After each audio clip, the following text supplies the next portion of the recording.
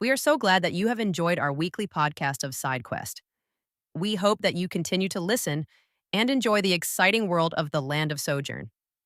We firmly believe that music enhances the listening experience. Unfortunately, we are unable to include music directly on YouTube. Therefore, we recommend that you listen to Smells Like Teen Spirit by Malia J on your favorite streaming service before each episode. Quote for the episode: I'll teach you the secret to winning against a strong opponent. It's simple. Keep getting back up over and over and use your moves to strike them. The last warrior standing wins. Eyes in the Dwarf, Frieren, Beyond Journey's End. Episode 9, Part 3, The Way of the Adventure Guild. As the sun cast a warm golden glow over the wheat fields, the group moved at a leisurely pace, the rhythmic clop of the horses' hooves pulling wagons laden with supplies providing a steady backdrop to their journey down a long, dusty cobblestone road. Andrew and his adventurer companions were escorting farmers, supplies pulled by horses, and another wagon containing a gaunt-looking prisoner. As the sun stood still showing its golden glow over the endless wheat fields, Sam couldn't resist the urge to fully immerse himself in the moment. With a dramatic flair, he began to belt out in a loud hum, "Now We Are Free," by Hans Zimmer and Lisa Gerrard from the movie Gladiator. His humming soared through the air, echoing across the fields with an intensity that seemed to resonate over the wind. Sam's hands were unshakable, and they passed through the wheat stalks with theatrical exuberance, each movement as though he was Maximus coming home to his family in the iconic Gladiator I movie. The wheat swayed in response, as if captivated by his performance. His humming, filled with emotion and a touch of theatrical vibrato, rose and fell like a grand symphony, capturing the essence of freedom and adventure. The rest of the group couldn't help but smile at Sam's over-the-top display. Even the horses seemed to trot with a little more pep in their step, as if inspired by his passionate rendition. The villager chuckled, clearly entertained by Sam's enthusiasm, while the farmer gave an amused shake of her head. The villager in the first wagon, a middle-aged man with a weathered face and a kind smile, continued to describe the settlement with a sense of pride. "Our village may seem small at first glance, but it has grown over the years," he explained, gesturing animatedly. "We've got a bustling marketplace, a school for the children, and even a small theater where we hold performances every month." The adventurers listened intently, intrigued by the villagers' tales. Emily, the group's strategist, asked, "What kind of performances do you have at the theater?" "Oh, a variety of things," the villager replied, his eyes lighting up. "Plays, musical acts, and sometimes even storytelling nights where the elders share tales of old. It's a way for us to come together as a community." As they continued down the road, the prisoner, a young man with a somber expression, sitting in a wagon, his chains clinking softly with each horse's step. Despite his circumstances, he seemed to take comfort in the villagers' stories, occasionally glancing up with a hint of curiosity. The other farmer, a stout woman with a sun-kissed complexion, chimed in. "And don't forget the Harvest Festival. It's the highlight of the year. We celebrate with food, music, and dance. Everyone's welcome, and it's a time when we all come together to give thanks for the bounty of the land." The adventurers exchanged glances, their interest piqued by the idea of experiencing such a vibrant community event. Master Erickson, the seasoned leader of the group, nodded approvingly. "It sounds like a place where people truly care for one another. I'm glad we're able to help ensure the safety of your supplies." Emily, trying to suppress a laugh, whispered to Master Erickson, "I think Sam's ready for the village theater's next musical act." Master Erickson nodded, a twinkle in his eye. "Indeed, he might just steal the show. We should learn more about them." As Sam continued his impromptu performance and humming, the wheat fields became his stage and the setting sun his spotlight. It was a moment of pure, exaggerated joy that lifted everyone's spirits and made the journey feel like an epic adventure. As the sun dipped lower, casting long shadows across the road, the settlement finally came into view under a mountain of hills. Shortly after one more hill, the village would be in plan view. Nestled amidst rolling hills, it was a picturesque sight, with smoke gently rising from chimneys and the distant sound of laughter carrying on the breeze. The adventurers felt a sense of purpose and camaraderie as they approached, ready to fulfill their mission, and perhaps partake in the village's warmth and hospitality. Master Erickson, ever the engaging storyteller, gathered the group as they walked together with a small convoy through the winding forest path. The convoy consisted of a couple of sturdy carts laden with supplies and pulled by stout horses, their hooves rhythmically clopping against the dirt road. The adventurers walked in a loose formation around the convoy, each one alert and ready for anything. Master Erickson, ever the vigilant guide, walked at the head of the group, ready to impart his wisdom. "All right, adventurers," he began, but Sam was still tasking. Master Erickson quickly interjected, his voice firm yet calm. "Let's stop talking for a moment and listen. Pay attention to our surroundings." The group fell silent, the only sounds being the rhythmic crunch of their boots on the dirt path and the whisper of the wheat fields. The quiet allowed them to tune into the subtle signs of the world around them, sharpening their senses for any hint of danger or opportunity. As they continued along the dirt path, the wheat fields swaying gently on either side, the group felt more attuned to their surroundings and prepared for whatever lay ahead, thanks to both their heightened awareness and Erickson's valuable teachings.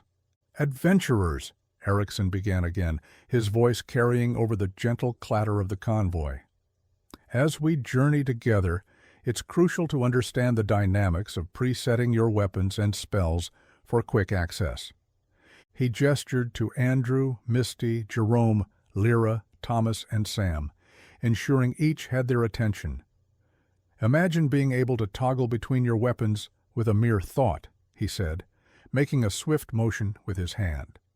In an instant, a shimmering sword appeared in his grip, only to vanish just as quickly with another flick of his wrist.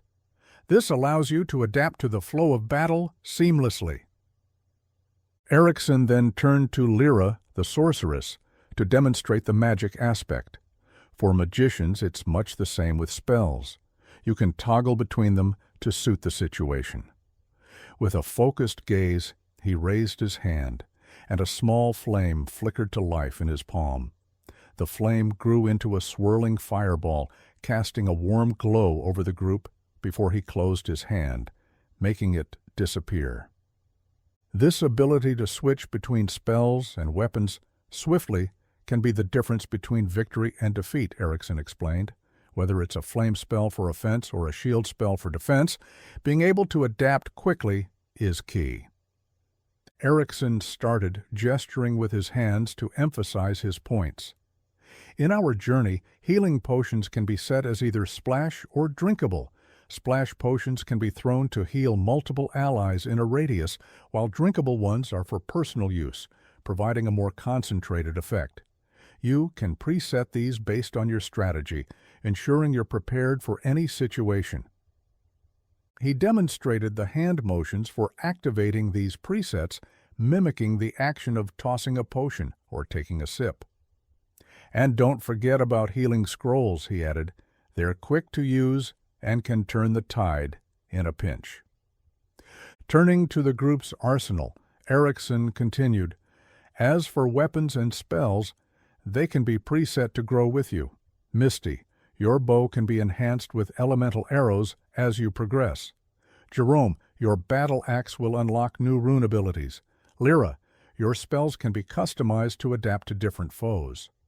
Thomas, your daggers can be imbued with stealthy enchantments. And Sam, your stories might just become powerful enough to charm enemies or inspire allies." He looked at each player, encouraging them to think about how their unique skills could evolve. Stopping at Andrew, he started to speak again. "Remember, the key is to adapt and strategize. Use your presets wisely, and you'll be ready for whatever challenges lie ahead." The group walked with a newfound sense of unity, their steps in sync with the gentle rhythm of the wheat fields swaying beside them. The golden stalks seemed to whisper secrets of the land, their rustling a soft symphony that accompanied the adventurer's journey. The sky above was a canvas of warm colors, the setting sun painting it with strokes of orange and pink, casting long shadows that danced across the path. As they moved, Erickson took a moment to elaborate on the significance of their surroundings. "These fields," he said, gesturing to the wheat that stretched as far as the eye could see, "are a testament to resilience and growth. Just like the wheat, we must be adaptable, bending, but never breaking, under the pressures we face." He paused to let the metaphor sink in, then continued with a flourish of his hand, conjuring a series of ethereal images. Each image depicted different scenarios where quick thinking and adaptability could turn the tide of battle. "Imagine being ambushed," he narrated, "and needing to switch from a defensive stance to an offensive one in the blink of an eye, or perhaps casting a protective spell to shield your allies from harm." The images shimmered and faded, leaving the group with a vivid impression of the possibilities that lay ahead. With each step, they felt more connected to the world around them and to each other, ready to face whatever challenges the road might bring. The wheat fields, like silent sentinels, bore witness to their resolve, and the path ahead seemed less daunting with the knowledge and skills they now possessed. As the group continued their journey down the dirt path, the wheat fields seemed to stretch infinitely, their golden hue deepening in the fading light. The gentle rustle of the wheat was like a comforting lullaby, yet it also served as a reminder of the unseen forces of nature that could shift at any moment. Master Erickson, sensing the group's contemplative mood, decided to delve deeper into the art of adaptability. "Consider the wheat," Erickson mused, his voice carrying a thoughtful tone. "It stands tall and proud, yet it yields to the wind, bending gracefully without breaking. This is the essence of adaptability, being firm in your purpose, but flexible in your approach. In our adventures, we must learn to read the winds of change and adjust our sails accordingly." He paused, allowing the metaphor to resonate with each adventurer. In battle, this means knowing when to strike and when to defend, when to speak and when to listen. It's about understanding that every situation is fluid and our responses must be as well. Just as the wheat fields adapt to the changing seasons, we too must be prepared to evolve with each challenge we face. The group absorbed Erickson's words, feeling a deeper connection to the landscape and to their own journey. The wheat fields, with their quiet majesty, seemed to echo the lessons being imparted. As they walked, the adventurers felt a renewed sense of purpose, ready to embrace the unknown with open minds and adaptable spirits.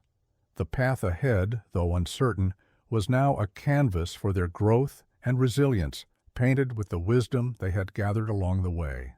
Andrew was fully absorbed in mastering the game's mechanics, keenly focused on understanding how to navigate the intricate preset systems. He experimented with toggling between various presets, a process that required both precision and strategy. On his left hand, he configured settings for healing and boosts, essential tools for survival and enhancing his abilities. Meanwhile, his right hand was dedicated to managing an array of weapons, each with its unique capabilities and tactical advantages. This dual-wielding approach demanded a balance of quick reflexes and thoughtful planning, as Andrew sought to optimize his gameplay experience. In the midst of this learning process, a humorous mishap unfolded. Sam, another player, attempted to switch between his own presets, but ended up accidentally striking himself in the face with a minor fireball scroll. The unexpected blunder drew laughter from the group, lightening the mood with its comedic timing. Master Erickson, ever the mentor, approached with a warm smile. He cast a brief healing spell to mend Sam's minor injuries and gently patted out the small flames that had ignited on Sam's eyebrows. a result of his fumbling with the presets. The group shared a moment of camaraderie, their laughter echoing along the dirt path as they continued their journey. This shared experience not only highlighted the learning curve of the game, but also strengthened the bonds between them, turning a simple mistake into a memorable moment of friendship and support. As the group continued along the dirt path, Misty and Jerome were engrossed in a lively discussion about the latest updates in Sojourn, SO, a game that had recently captivated their imaginations with the introduction of an exhilarating new level.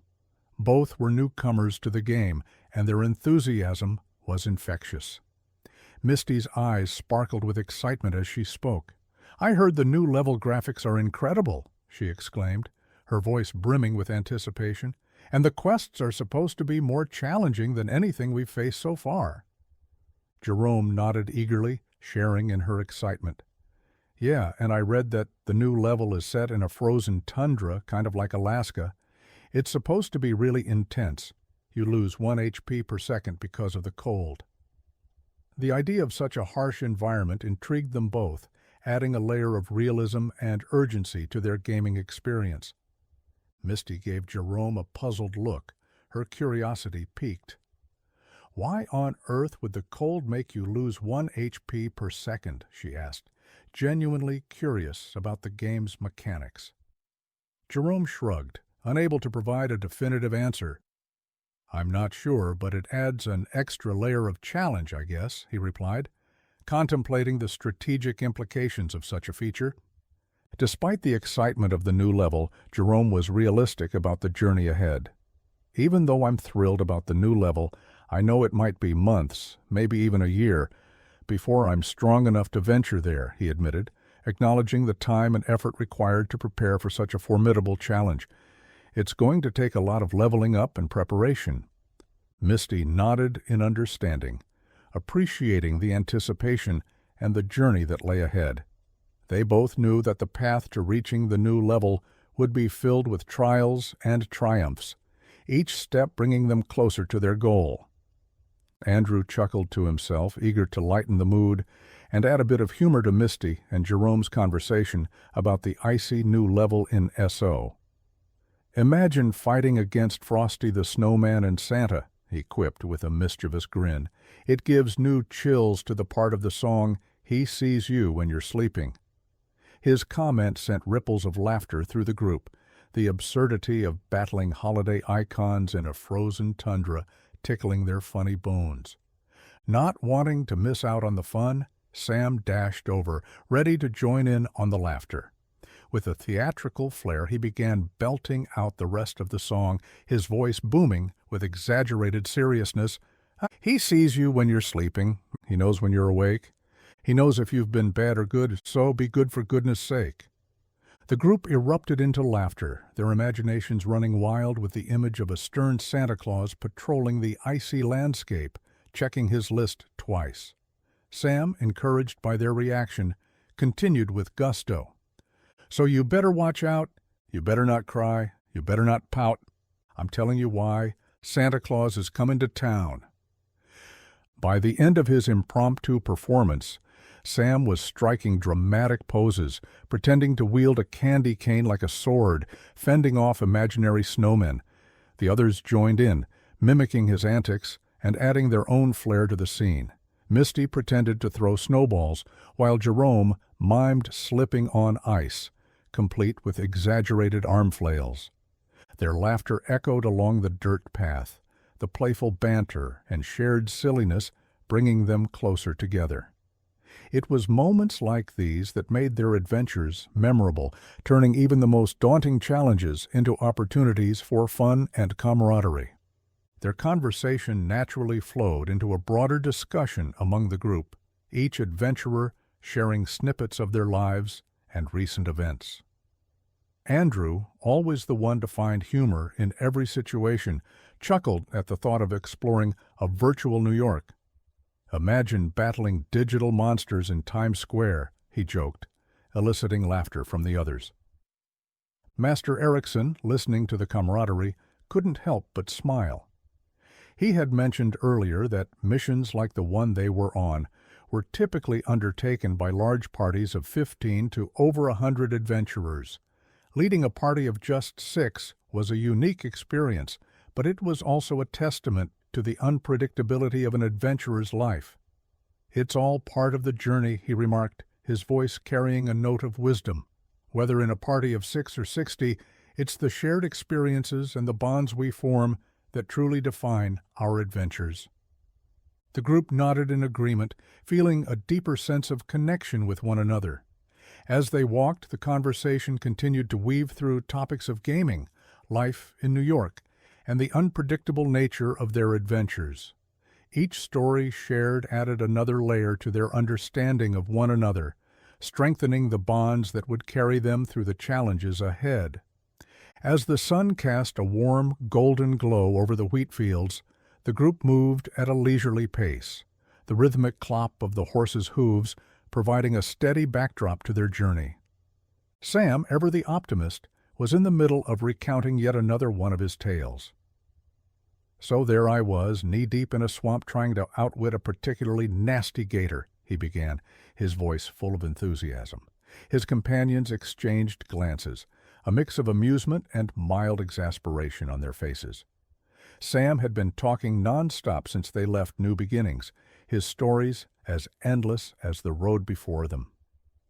Thomas jogged over to Andrew with a grin, extending his fist for a quick bump. "Thanks for saving me a few days ago," he said, gratitude evident in his voice. Andrew shrugged it off with a casual, "No problem," but the camaraderie between them was palpable.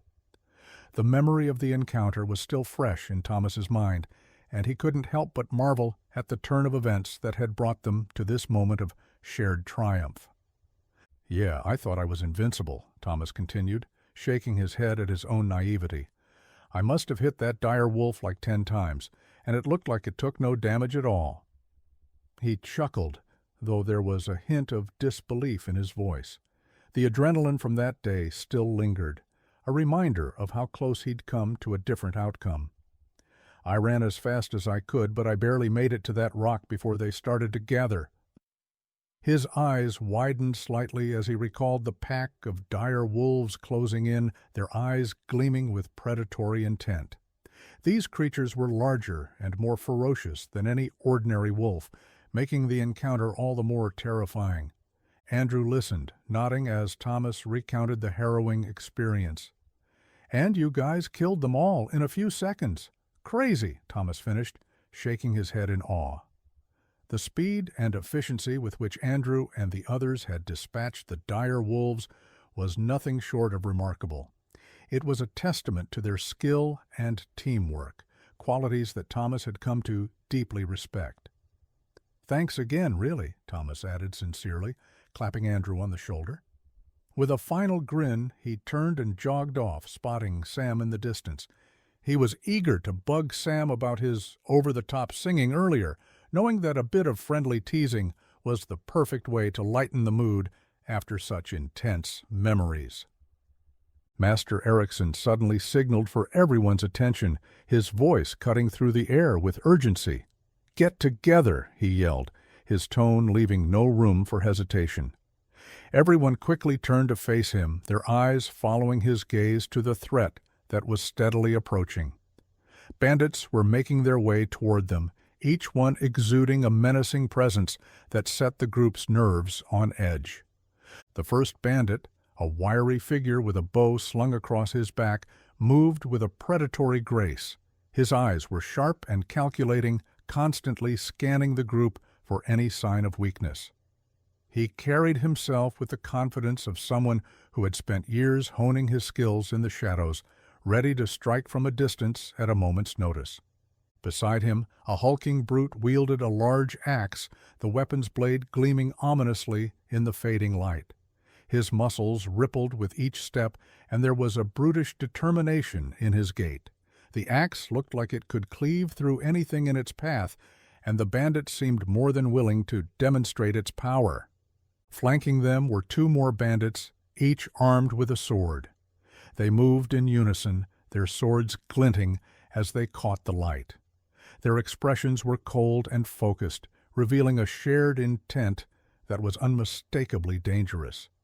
These two seemed to relish the thought of a close-quarters confrontation, their grips on their swords steady and sure. The last bandit in the far rear had two blood-soaked hatchets in his hands, ready to attack. As the bandits drew closer, it became clear that they had a singular purpose: to free their partner, who was chained in the wagon behind the group. His name appeared suddenly over his head. It read, Garrett, a once feared bandit leader who had been captured and imprisoned for so long that he was now a shadow of his former self. Garrett lay slumped against the wooden side of the wagon, his face pale and gaunt, sickness having taken a heavy toll on his body.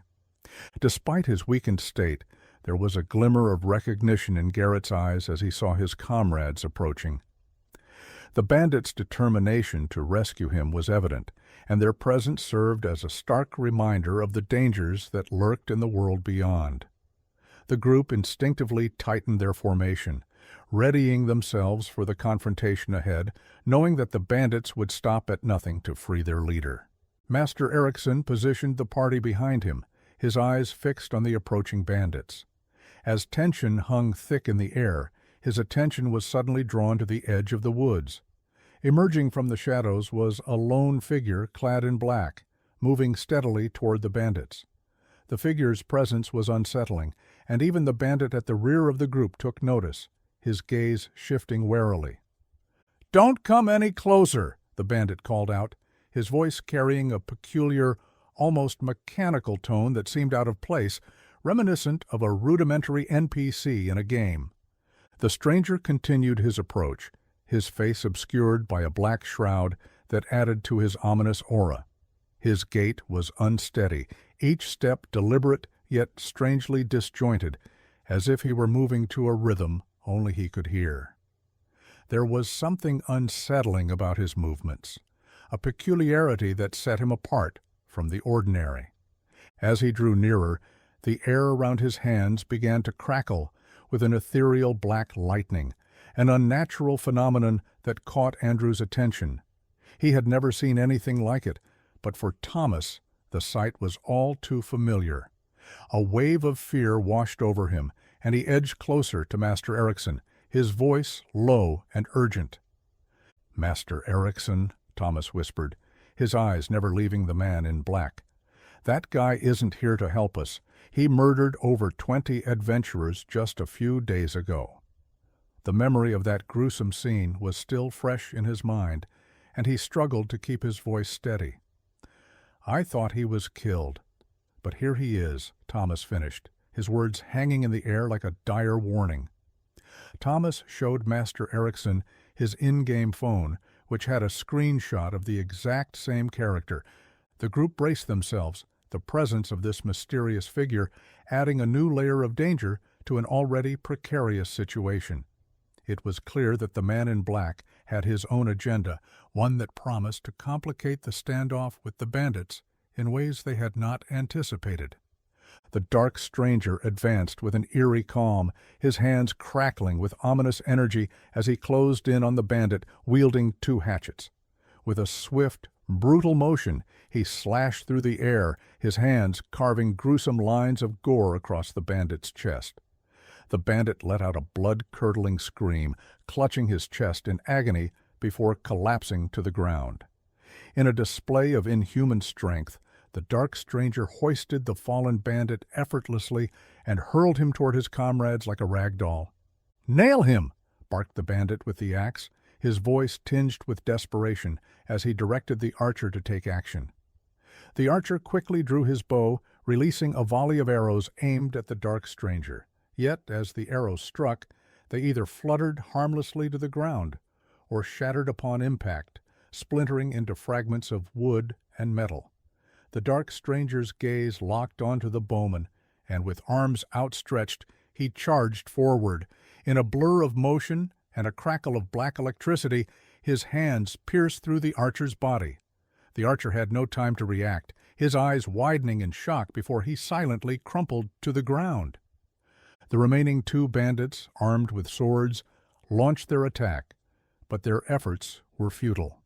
The dark stranger deflected their blows with ease, his arms absorbing the impact as if made of steel. Their swords, glowing with a dark silver hue, were poised for a powerful strike. Yet, as they attempted their final assault, the dark stranger caught both weapons in his hands. With a flex of his muscles, the swords shattered into pieces, the shards glinting in the dim light. He then drove his hands through their chests, dark lightning discharging, and they collapsed lifelessly at his feet. Remarkably, the bandit with the axe remained unfazed, as if programmed not to feel fear in the face of such overwhelming power. "Oh, so you're a tough guy," he sneered, his voice dripping with bravado.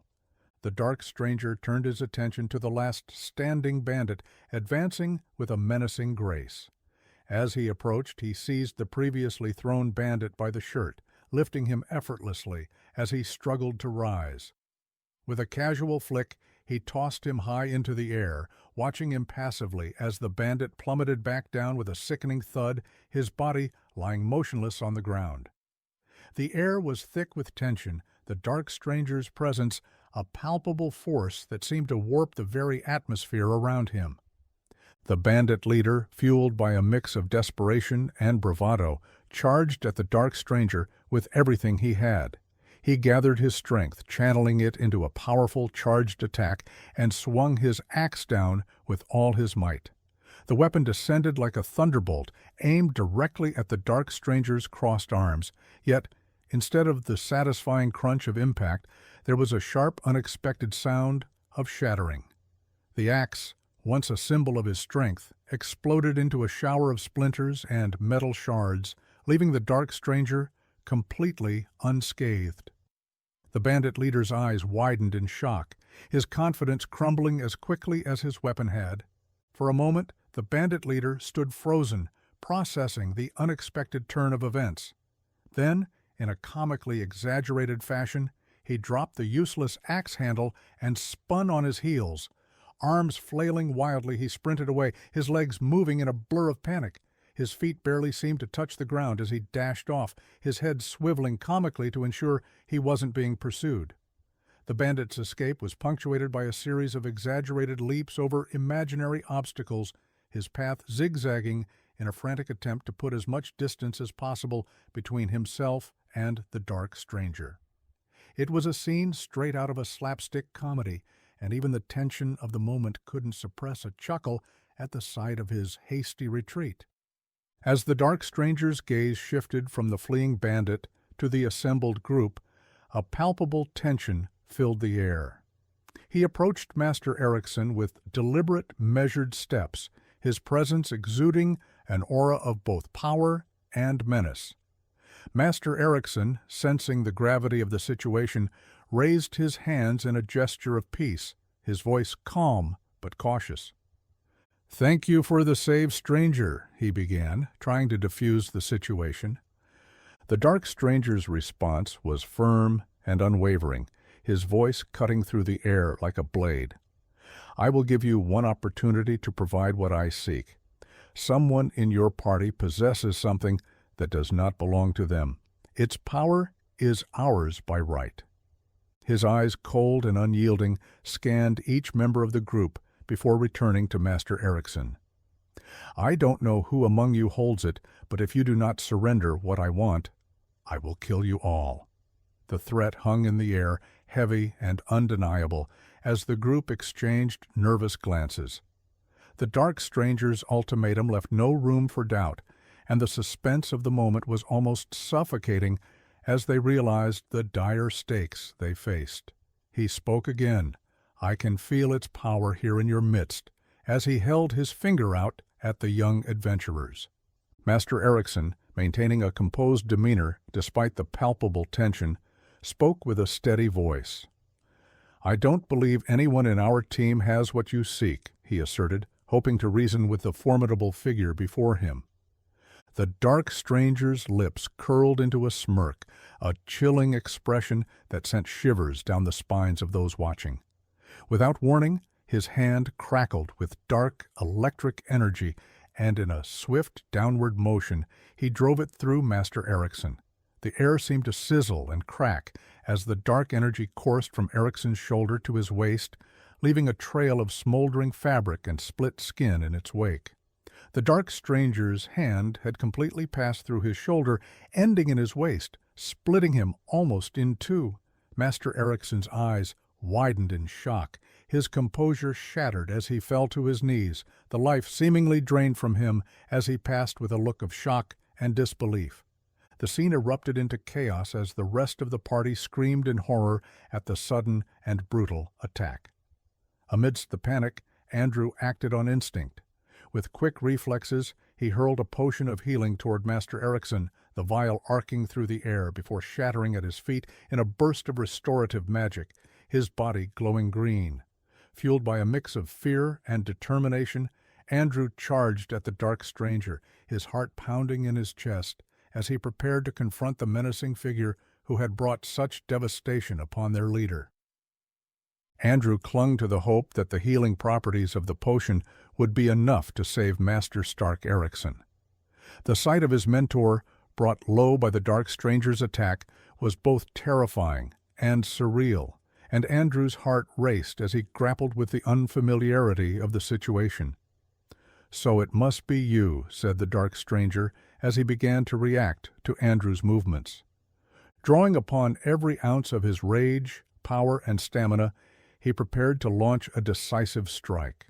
His sword began to glow with a brilliant silver light, the blade humming with energy as he charged forward, determination etched into his features. With a fierce cry, he drove the sword toward the dark stranger, aiming to pierce the malevolent figure with all his might. But as Andrew's blade met the dark stranger's outstretched hand, the air seemed to shimmer with an unseen force. The moment the sword made contact, it twisted violently, shattering into a cloud of metallic shrapnel that scattered in all directions. The dark stranger stood unscathed, his expression one of cold amusement. Andrew's eyes widened in disbelief as he took in the sight of his destroyed weapon, the remnants clattering to the ground around him. "Well, crap," Andrew muttered, his voice tinged with a mix of frustration and disbelief. "Just crap." The words hung in the air, a stark acknowledgment of the seemingly insurmountable challenge they faced. Stay tuned for next week's finale of Episode 9, The Way of the Adventures Guild.